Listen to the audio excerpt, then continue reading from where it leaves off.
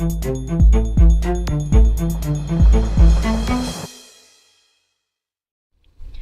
response to the Ukraine incident, ongoing conflict within Donbass, the Malaysia Airlines Flight 17 plane crash, and the humanitarian situation in Ukraine, the United Nations Secretary-General Ban Ki-moon has released a video towards all participants in the Geneva peace talk, hoping that they can work together on this issue. Mr. President of Geneva talks in Ukraine, respected representatives, ladies and gentlemen. Until this day, around 2,000 militants in Ukraine have been killed. 2,000 were wounded. In the meantime we speak, the conflict is still happening. What's worse, over 800 civilians, including Ukrainians, Russians, and other foreign civilians, were killed. I would like to extend my deepest condolences to those who have lost their families. According to the United Nations Office of the High Commissioner for Human Rights, armed group in eastern Ukraine has abducted 717 people since mid-April, which includes journalists, police officers, etc. Till now, half of them were released and the rest of them remain unknown. During their detention, many of them report beatings, ill treatment, sleep deprivation, and very poor conditions while in detention and forced labor, including digging trenches in the front lines.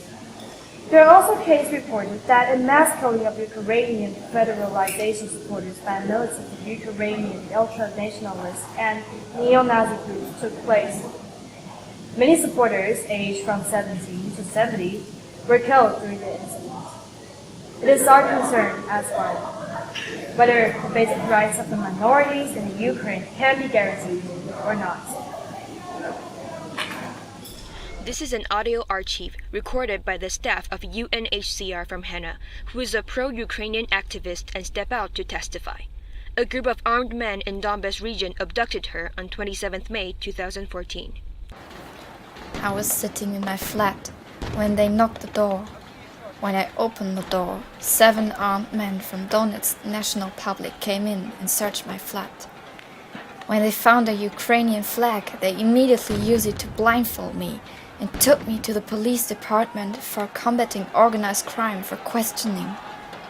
Before the questioning started, I was threatened that if I don't cooperate, I'll be beaten, even sexual torture. In the middle of the interrogation, my interrogator became violent, took out a knife and starts to cut me. He cut me on my neck, arm and leg, especially on my finger, because I tried to protect myself. At the end of the interrogation, he forced me to write "I love Donbass" on the wall with my own blood. This is another audio archive recorded live by Sasha, a 19-year-old boy who is Ukrainian federalization supporters. He is one of the survivors from the tragedy in Odessa, 2nd May 2014. Oh dear heavens, they are coming, they're shooting at us. Oh my god, they keep shooting at the door and the exit so we cannot escape. The building's on fire, we'll all perish. Oh Lord, help us please. Why are they committing such atrocities? Somebody please come and end this terrible nightmare. I have condemned in the strongest terms of such human rights violation. These actions have severely violated the international humanitarian laws and the Universal Declaration of Human Rights. I hereby urge all participants of the Geneva talks in Ukraine to collaborate on this issue and come up with a solution as soon as possible. The world needs you. The Ukrainian people need you. Thank you.